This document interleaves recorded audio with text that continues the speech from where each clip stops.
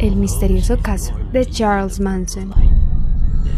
Charles Manson, cuyo nombre de pila era Charles Miles Manson, nació el 12 de noviembre de 1934 en Cincinnati, Ohio. Su madre era Kathleen Maddox, una joven de 17 años quien lo tuvo en el hospital de Cincinnati. Ella era una mujer que se metió a una edad muy joven con un hombre y tuvo a Charles debido a que huyó de su casa, pues su familia era sumamente religiosa y la reprendían bastante, no la dejaban hacer casi nada y ella estaba completamente cansada de esta situación, así que decidió escaparse. En un primer momento, cuando tuvo a Charles, no quiso ponerle un nombre, así que lo identificaron como sin nombre, hasta que ya algunos días después ella decidió ponerle el nombre de Charles Miles Maddox, que era su apellido. Sin embargo, la identidad de su padre se dice que es un misterio hasta el momento. Algunas personas dicen que probablemente era un hombre de color, sin embargo él negó rotundamente que su padre haya sido un hombre de color y nunca lo conoció, a pesar de que su madre quiso hacerle algunas pruebas para que respondiera por el hijo, pero nunca lo hizo así. Tiempo después ella conoció a un hombre llamado William Manson, con quien contrajo matrimonio, y debido a este matrimonio ella decidió ponerle el apellido de este hombre a Charles. Ella era una mujer alcohólica, eso es lo que contaban muchas personas, y con muchos problemas en su personalidad. Se dice incluso que en una ocasión ella llegó a vender a Charles a cambio de un vaso de cerveza en un bar, hasta que tiempo después fue su propio tío a tratar de recuperar al niño a este lugar. Cuando él tenía 6 años estaba con sus abuelos, pues su mamá lo había dejado allí, mientras ella y su tío robaban una gasolinera. Sin embargo, fueron capturados, llevados a prisión por varios meses, lo que obligó a Charles a vivir con sus abuelos. A pesar de todo, él sentía que eran unos abuelos bastante estrictos, no le permitían hacer nada, así que decidió mudarse después a donde su tía y asistir al colegio de Indiana Boys School a la edad de 13 años. Sin embargo, a esta edad su mamá ya no podía con la maternidad del niño, simplemente no pudo sostenerlo, no quería sostenerlo, así que lo abandonó por completo en un hogar juvenil y le prometió que volvería por él. Desde los 14 años él comenzó a vivir de orfanato en orfanato y es allí donde comenzaron su vida un poco violenta y una infancia bastante difícil. A pesar de todo, para 1948 su madre decidió volver por él y él estaba muy feliz porque finalmente estarían viviendo juntos nuevamente. A pesar de todo, vivió una infancia, y para esta edad junto a su madre, bastante delictiva. Cometían muchos robos, vivían sin permiso en habitaciones de hotel y también se mudaban constantemente de un estado a otro. Durante ese tiempo la mamá encontró a un nuevo hombre que decía que sí la amaba y que ella quería vivir con él. Sin embargo, este hombre no quería para nada a Charles, así que fue allí cuando decidió volver a poner a su hijo en custodia. Le prometió nuevamente que volvería por él, pero esta vez sí no cumplió su promesa y no volvió. Entre estos problemas que estaba viviendo Charles completamente solo, comenzó a entrar nuevamente en la vida delictiva, pero esta vez solo. Robaba varios lugares, robaba comida, coches y huía constantemente de la policía. Se cuenta que después de este incidente él fue encerrado por 4 días en un reformatorio donde conoció a otro compañero. Después de salir de este lugar comenzaron los dos a cometer diferentes delitos y para 1951, tras ser arrestado por varias ocasiones y haber cometido varios crímenes junto a este hombre, fue arrestado, especialmente porque se le encontró con un vehículo robado. Para el año de 1952 ya tenía encima de él 8 cargos diferentes y varias órdenes de captura. A pesar de todo, en 1954 fue liberado por buena conducta y después de este tiempo conoció a una mujer llamada Rosalie Jean Willis, con quien contrajo matrimonio a la edad de 19 años. Con ella tuvo su primer hijo y mientras ella aún estaba embarazada, él cometió otro delito de robar otro auto en Los Ángeles. Fue apresado, sin embargo se le hizo un examen psicológico y como lo pasó fue liberado en libertad condicional por 5 años. Sin embargo, cometió después nuevamente otro delito para el año de 1956, así que esa libertad condicional que se le había concedido fue revocada y esta vez sí fue llevado a prisión por 3 años. A pesar de todo, y como solía ser, Charles se comportó muy bien en la cárcel, hizo muchos amigos y para 1958 le otorgaron nuevamente libertad condicional, él esperando con muchas ansias volver al lado de su esposa. Sin embargo, se enteró que ella ya estaba con un nuevo hombre, que ya estaba viviendo su vida e incluso le había solicitado el divorcio y había sido aprobado. siguió cometiendo varios crímenes, entre esos falsificar varios cheques, y simplemente un año después de que lo habían liberado volvió a ser apresado. Durante este tiempo conoció a la que sería su segunda esposa, llamada Leona Candy Stevens, que era una prostituta que se enamoró de él y quien le dijo al tribunal que por favor los dejara casarse, pues estaban profundamente enamorados. Con ella concibió su segundo hijo, y es acá donde hay un punto de quiebre muy importante en su vida, pues durante este tiempo que estuvo en la cárcel comenzó a realizar en sí una formación esotérica, comenzaba a creer en todas estas cosas y comenzó a instaurarlas bastante en sí mismo. Para 1967 fue liberado finalmente tras 32 años de estar entrando y saliendo en la cárcel, es decir, desde que había nacido prácticamente había permanecido en la cárcel cometiendo delitos, y esta se convirtió casi que en un hogar para él. Estas últimas entradas a la cárcel comenzaron a cambiarle su mentalidad, se volvió un hombre con una filosofía muy hippie, por así decirlo, pues pensaba que esta generación merecía ser más libre, tener paz, tener amor, drogas y sexo libre constantemente. Algunos de sus compañeros presos le contaban las historias de las cosas que estaban ocurriendo en el exterior, así que él creó una ideología donde decía que todos merecíamos estas cosas para que no existiera más crimen y que no existiera más personas en la cárcel ni nada de este tipo de cosas. En 1967, como les digo, fue liberado y comenzó a consumir LSD. Tras su primer consumo de esta droga se volvió completamente adicto, y obviamente cuando la consumía hacía unos viajes bastante fuertes, y de allí es donde también comenzó a seguir profundizando más y más en la filosofía que estaba creando. Es allí donde él decidió fundar lo que se conocería como la familia. Esto se convertiría en un grupo súper importante con una ideología basada en lo que Manson creía, y lo fundó gracias a que conoció a una chica llamada Mary Theresa Brunner. A ella la conoció en el campus de la Universidad de California y la convenció muy fácilmente, la manipuló bastante fácil para que se uniera a él y a su nueva ideología. No solo la convenció de su nueva ideología, sino también de que debían vivir como en una especie de poligamia donde ella le permitiera tener más mujeres a su lado y con las cuales podría tener relaciones todo el tiempo que quisiera con cada una de ellas, e incluso todos al tiempo. Allí él comenzó a conocer más mujeres poco a poco, llegando a un total de 18, entre ellas Lynette Alice Fromme, a quien Manson conoció porque esta mujer era una habitante de la calle después de muchos problemas que tuvo con la droga, así que habló un momento con Manson, él le contó sobre todo, la convenció y ella feliz se mudó con él. Por otro lado estaba Patricia Diane Krenwinkel, quien conoció a Manson en una playa y se enamoró de él profundamente, pues tuvieron relaciones la primera noche que se conocieron y él le dijo que era muy hermosa. Esto fue bastante importante para Patricia, pues ella durante toda su niñez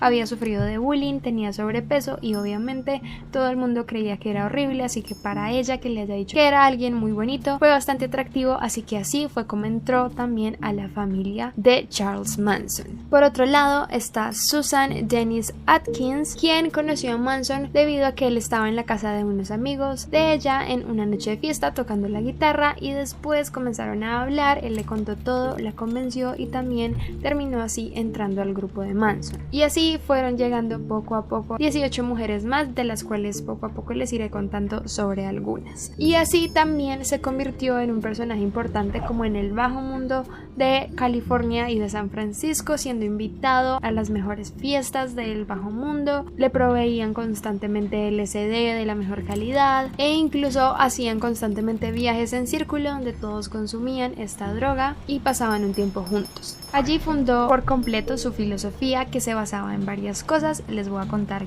cuál era la idea de Manson con este grupo, y fue que en una ocasión él vio a una mujer de piel blanca con un hombre de piel negra cogidos de la mano, y él era un hombre supremamente racista. Él comenzó a inventar a las personas que los afroamericanos comenzarían una especie de guerra civil contra las personas blancas, de las cuales probablemente podían ganar, así que todas las personas de raza blanca tendrían que estar preparados para esta batalla que iban a tener con estas personas. Así que dijo que todas las personas que se unieran a la familia se podrían convertir en los elegidos, por así decirlo, en los salvados de esta lucha, y serían los únicos que podrían acabar con esta guerra y con las personas de color. Es así como las personas que estuvieran en la familia se volverían los dueños del mundo y los negros serían sus propios esclavos. Además, después de esto comenzó a autodenominarse a sí mismo Satán, Jesucristo, Anticristo, demonio o el espíritu. Varias personas, y según la relación que tuvieran con él, lo llamaban de diferentes maneras. Y si ustedes lo ven físicamente, era muy similar a Jesucristo, así que muchas personas y muchas de las mujeres con las que él vivía lo llamaban Jesucristo, debido a eso y a que era, según ellas, como su salvador. Para 1967, junto a Mary Bronner, tuvo su tercer hijo, llamado Valentin Michael, y cuyo seudónimo o apodo era Pooh Bear. Para 1968 conoció a una persona muy importante que era el cantante de Beach Boys, llamado Dennis Wilson.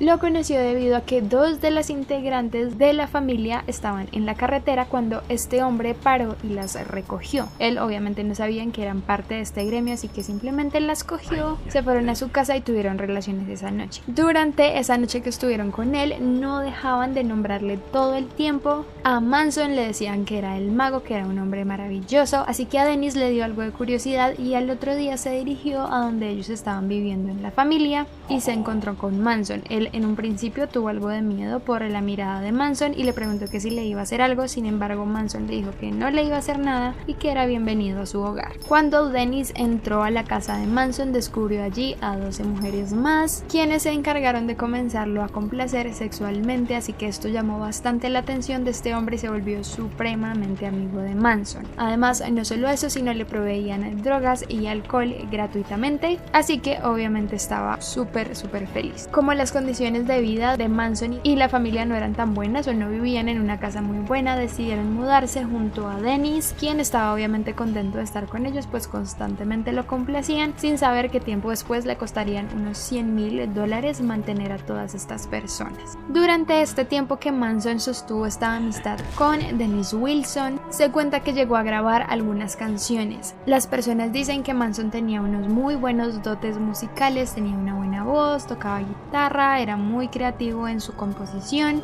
así que dicen que durante este tiempo él alcanzó a grabar unas 10 canciones junto a Dennis Wilson en el estudio que tenía. Durante este tiempo también la familia se mudó a un lugar llamado Rancho Span. Se cuenta que este era un rancho abandonado donde anteriormente se grababan diferentes películas de Hollywood y de vaqueros, entre otras cosas, y le pertenecía a un hombre ya de avanzada edad, casi ciego. A cambio de vivir en este lugar, Manson lo que hizo fue ordenarles a las mujeres que tuvieran relaciones con el dueño del rancho para ellos poderse quedar completamente gratis.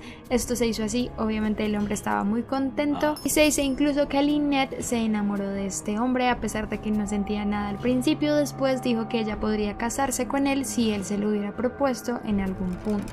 Mientras ellos vivían en este rancho y durante esta época, Manson conoció a más personas que se unirían a la familia, entre ellos uno bastante importante llamado Charles Tex Watson. Era uno de los hombres que se unían a esta secta, por así decirlo, quien tuvo también muchos problemas con el LSD. Por otro lado, se unió Catherine Sher, quien se encargaba de hacer películas pornográficas, y conoció tiempo después a Manson, que la invitó a la casa y decidió vivir allí, y con ella se fue Robert Kenneth Bobby. También Leslie Louis se mudó con ellos, pero se comenzó a quedar pequeño este rancho, así que se mudaron a un segundo rancho llamado Rancho Baker, que era propiedad de la abuela de una de las personas que pertenecía a esta comunidad. Como una manera de entrar a este lugar, le dijeron a la anciana dueña de este que eran una banda de músicos que simplemente buscaban tranquilidad para sus sesiones y para diferentes cosas, así que ella accedió a cambio de que Manson le diera un disco de oro de los Beach Boys. Durante un nuevo año ocurrió el asesinato de Martin Luther King y es allí donde Manson comenzó a instaurar más a fondo su ideología, diciendo que este era el inicio de esta guerra entre blancos y negros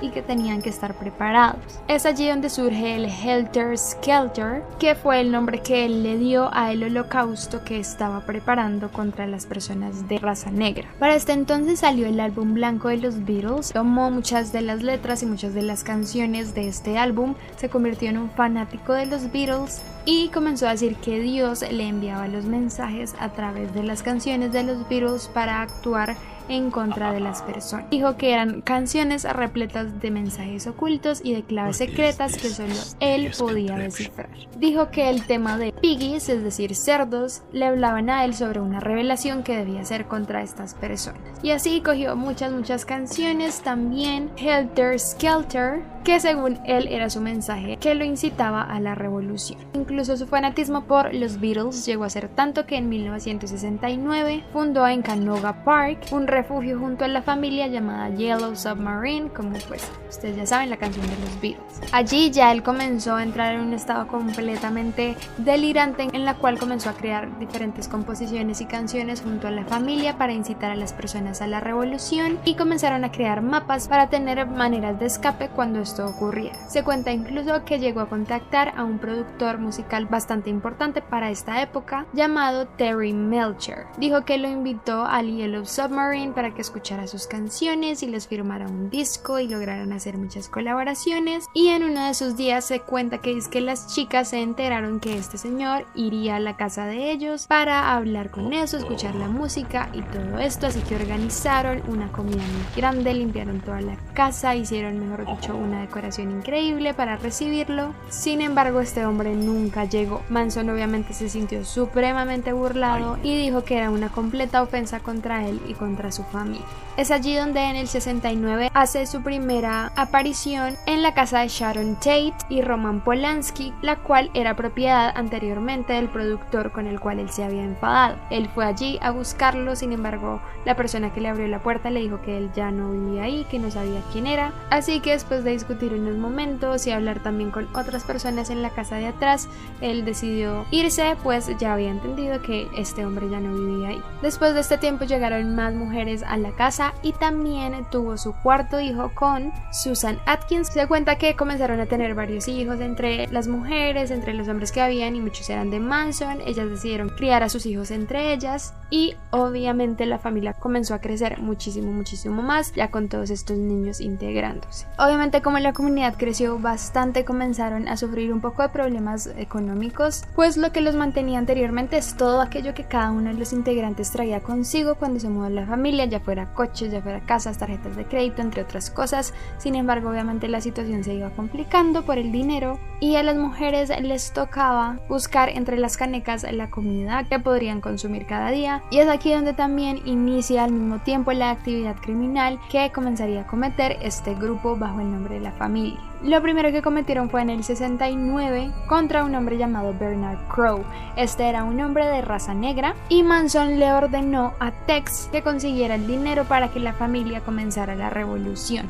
Lo que hicieron entonces fue defraudar a este narcotraficante, que era este hombre de raza negra, así que después de que Crowe se vio estafado, amenazó contra la familia diciendo que si los encontraba los mataría. Sin embargo, Manson, antes de que este hombre hiciera algo contra ellos, lo que hizo fue atacar a las personas en el apartamento de Hollywood que este hombre tenía y matarlos. Sin embargo, él no se dio cuenta que no lo había matado, pero huyó de la escena. Él después en las noticias vio una noticia, valga la redundancia, sobre la muerte de un hombre negro, quien él creyó que había sido Crowe, así que se tranquilizó sin saber que este hombre seguía con vida. Manson se hizo amigo de un hombre de apellido Hinman, quien les abrió las puertas de su casa, les decía que cuando quisieran podían ir allí a dormir, estarse allí, y pues Manson tenía como la idea de que este hombre también era bastante adinerado. Manson comenzó a hacerse ideas erróneas de una supuesta herencia que este hombre tenía bajo su poder, así que decidió darle la orden a Bobby Beausoleil, Mary Brunner y Susan Atkins de que fueran a la casa de este hombre por todo ese dinero para continuar con su revolución.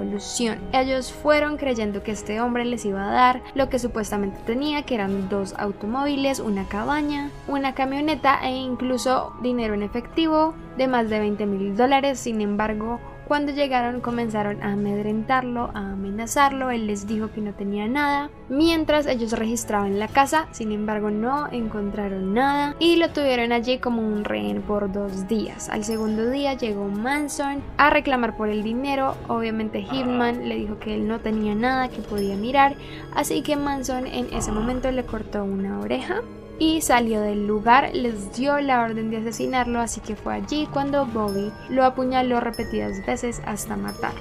Dicen que apenas terminaron con este crimen, tomaron la sangre de Hinman y en la puerta pintaron la frase "Political Piggy" o cerdo político. Este tipo de marcaciones se convertiría como en el legado de esta organización cuando cometieran los crímenes. Varios días después capturaron a Bobby por este asesinato. Sin embargo, Manson y las personas de la familia trataron de liberarlo y dijeron que la mejor forma de poderlo sacar de la cárcel era seguir cometiendo crímenes similares para que dijeran que él entonces no fue el autor de estos hechos. Es allí donde Manson, tras también su rabia que tuvo con el anterior productor musical que les conté, le ordenó a Susan Atkins, Linda Kasabian y Patricia Krenwinkel que fueran nuevamente a la casa donde él vivía anteriormente y acabaran con todo lo que había allí y las personas que habían allí. Es allí donde vuelven a la casa de la famosa actriz Sharon Tate y Roman Polanski y comienzan a asesinar a todo el mundo. Roman no estaba en este entonces en la casa, sino en Roma grabando una película, pero sí estaba Susan embarazada ya de 8 meses, un amigo de ella llamado Jay, un peluquero que era el peluquero de las estrellas de Hollywood, un amigo de Polanski y la novia de este amigo. A todos los mataron de maneras atroces. No quiero comentar en detalles porque sería un poco explícito este video, pero ustedes si quieren buscar en internet, como les digo, pueden encontrar las fotos y eso. No les recomiendo que lo hagan, pero pues si quieren y son muy morbosos visualmente, pues pueden ir a hacerlo. Pero básicamente cometieron un crimen atroz contra todas estas personas en esta casa. Los iban matando cada vez que se encontraban a uno durante su recorrido. La última en morir fue la actriz Sharon Tate, que es bastante triste porque estaba embarazada. Ella trató de huir durante estos hechos porque la habían amarrado. Sin embargo, cuando trató de huir fue el motivo para Susan Atkins de matarla. La apuñaló repetidas ocasiones y también al pobre bebecito, quien obviamente también perdió la vida. Nuevamente, después de cometer todos estos crímenes, dejaron los cuerpos en diferentes posiciones y estados y tomaron la sangre y pusieron en la puerta de entrada la palabra pig o cerdo. Después de que ellos volvieron al rancho, le contaron a Manson todo lo que habían hecho. Sin embargo, Manson se disgustó bastante, pues les dijo que habían hecho mucho ruido, que habían sido muy poco eficientes con el trabajo y les dijo que les mostraría cómo es que se cometía un crimen perfectamente. Pensaron durante varias horas a dónde ir a cometer un nuevo crimen, así que después decidieron ir a una casa en Waverly Drive en Los Ángeles y atacar a la familia La Bianca. Esta era una familia de un hombre y una mujer que era un ejecutivo de supermercados y a su esposa que era una propietaria de una tienda de ropa. Ambos eran bastante acomodados, tenían bastante dinero y digamos que no tenían ningún problema personal con Manson, simplemente él conocía el lugar y sabía que ellos tenían dinero, así que fue allá.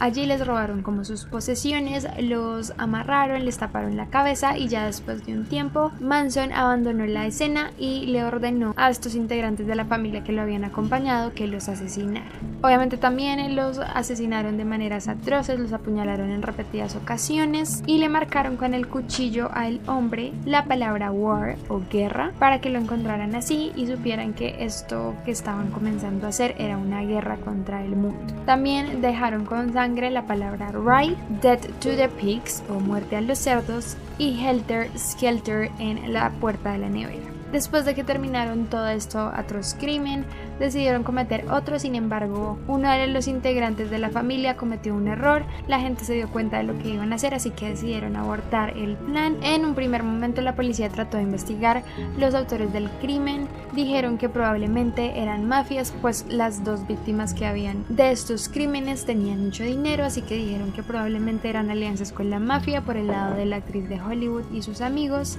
y también de estos dos esposos que tenían bastante dinero. Para el 16 de agosto de ese año, la policía llegó al rancho donde estas personas vivían, en un primer momento por la sospecha de los robos de tarjetas y de carros, así que comenzaron a hacer una investigación. Después de llevar a todos estos a prisión y especialmente a estas mujeres, pues Kitty también estaba involucrada en el asesinato de Inman. Ella comenzó a confesarles muchas cosas de lo que hacía la familia y también cómo habían cometido otros crímenes durante la estancia en el rancho. Después de que se hicieron varios procesos, también Susan Atkins, tiempo después, confesó su participación en el asesinato de Sharon Tate junto a otras personas. Así, el 12 de octubre también detuvieron a Charles Manson y así fueron cayendo poco a poco cada uno de los miembros de la familia y fueron procesados. Y Linda Kasabian comenzó después a confesar diferentes hechos y diferentes cosas que habían hecho con tal de obtener inmunidad. Obviamente en ninguno de estos casos que les conté Manson había participado en los asesinatos, sin embargo se le procesó por ser el autor intelectual y la principal persona que influyó a todos sus seguidores a realizarlos. Es así como el 29 de marzo de 1971 se le procesó y se le condenó a pena de muerte, sin embargo fue apelada y quitada, pues en California se retiró este tipo de condenas y lo que hicieron fue cambiarlo a cadena perpetua. Se cuenta incluso que durante el juicio él apareció con una X en su frente como señal de revolución y después convirtió esa X en una svástica. Incluso todas las personas de la familia comenzaron a ponerse las X en su frente como una señal de apoyo y él la tuvo hasta el día de su muerte. Se cuenta que para el 2012 se apeló por 12ª vez su libertad condicional, sin embargo se le negó y se decía que solo hasta el 2027 podría apelar nuevamente. Digamos que toda esta captura y todo lo que ocurrió con Manson fue una cosa supremamente importante, supremamente mediática. Se dice que las chicas Manson asistían a los juzgados como en pasarela, sonreían y se convirtió en un boom en cuanto a la cultura popular debido como a la influencia que este hombre había logrado ejercer en estas personas sin hacer absolutamente nada. A todos se les procesó y la mayoría cumplieron cadenas perpetuas, algunos ya han fallecido, otros no, y ya el 19 de noviembre de 2017, este año, muere a sus 83 años por causas naturales en la cárcel.